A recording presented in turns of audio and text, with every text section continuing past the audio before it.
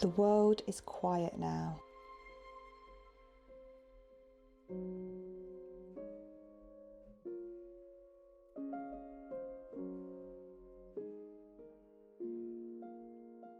The rush of summer is past and nature's rhythm is changing.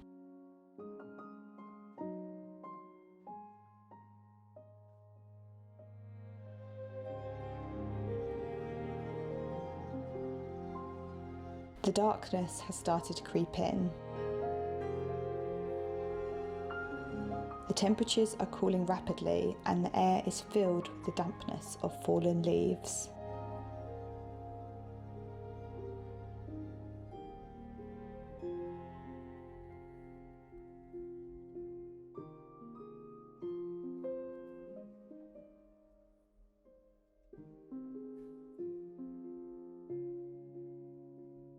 Nature in the Highlands is preparing for winter.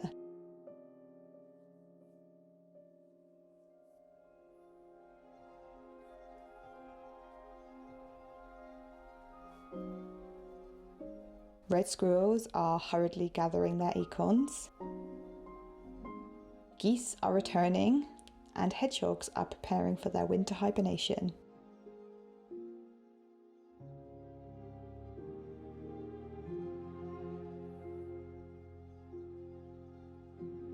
A quiet busyness that warms my heart.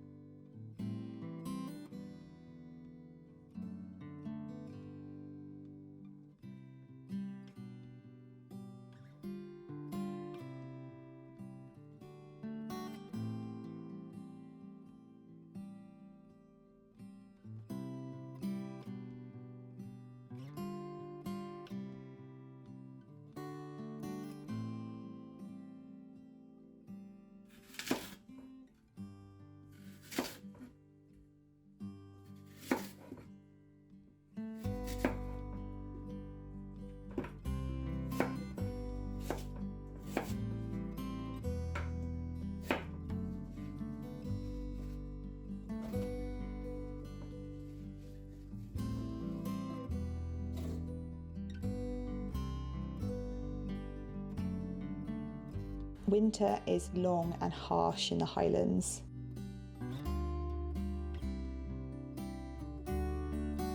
As much as I prefer the colder seasons, this can really be a challenge.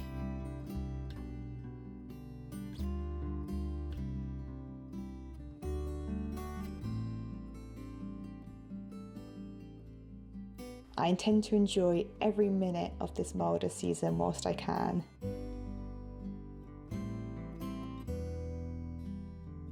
Autumn is forever my favourite season.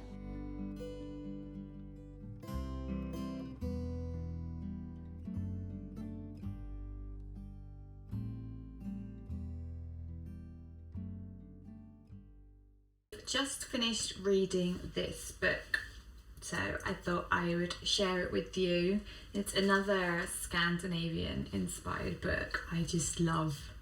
I love all sorts of those kind of books. I'm really in admiration of the Scandi, let's just say that for now, culture. I actually went to Finland a couple of years ago with work and I really enjoyed it. It was very familiar in a lot of ways because in terms of just like the climate and the habitats, quite similar to Scotland, but a bit different. So Finland, I believe, is a bit flatter. So I didn't see many hills, but they were just immersed in the forest all the time. It was lovely. But anyway, this one is Finding Sisu. I might be pronouncing that incorrectly, and it's based on Finland. So the author, I think she's from Canada or North America originally, and she moves over to Finland, and she's writing about this concept, which is basically well, the tagline is "In search of courage, strength and happiness, the Finnish way." So it's a particular kind of courage, I suppose, and determination, but a quiet kind of determination that I really liked. And it's all about the Finnish lifestyle and how this weaves into things. So it's stuff like maybe not always taking the easy route but getting more benefit from it, like cycling to work rather than driving, for instance. And a big part of it is, which you can probably tell by the cover, winter swimming or even just winter dips, cold water dips. And I was really intrigued by this. So I'm not much of a water person. I love going and looking at water, but I don't tend to go in it. I'm not a super good swimmer, and it makes me a bit nervous, but I really thought, like, I was quite convinced by this concept. I was like, oh, that does sound quite invigorating. So I've actually started doing my own version, which she suggests as well, is that in the shower now I do like a quick whiz of cold water. That's my version at the moment of cold water dips. But I really enjoyed it, so I thought I'd share it, and I will link it down below. And yeah, if you have any book recommendations, always do comment them below. I love seeing them, but particularly if there's any Scandi inspired ones. But I'm so happy to be back reading now. Well, I read all year round, but autumn's here and I read a lot more in the autumn winter months. Particularly, I usually get up early and get out, take the dog out, but it's getting that bit darker now, which means that I'm not able to get out as early, so then I can read a few pages of my book, which is always lovely. And yeah, I've been having a proper autumn week, as you can probably tell in the video. So I went out and gathered some autumn treasures, so my pine cones and my rose hips and a wee smidgen of lichen, and yeah, it just made the place feel so seasonal. I'm not really one for typical seasonal decorations. I don't decorate for like festivities like Christmas and things like that.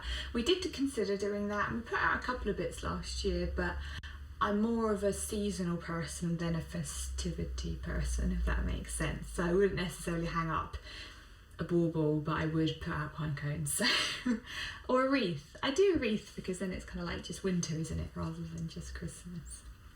So I really enjoyed doing that. My crumble was just to die for. I haven't made crumble since would have been earlier this year, last winter. But yeah, it's one of my favourite things to make. It's so easy. I do think, like, I have had crumble with pre-made, and you can get pre-made crumble mix, but honestly, making the actual crumble mix is the easiest part. The tedious part is peeling and chopping all the apples, and I always reduce down my apples first, and then I put it in the oven with the crumble on top. I just find it quicker and easier, and you don't get that kind of hard apple.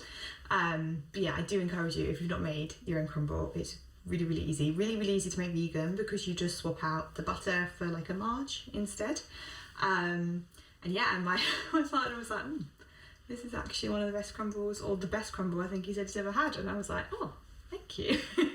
Because he's not the kind of person that just compliments, he's just like, he'll only give a compliment if he really means it. But yeah, I really, really enjoyed this week. It's been really cozy. So I hope you guys enjoyed coming along with me in Skye. Just had a simple week at home.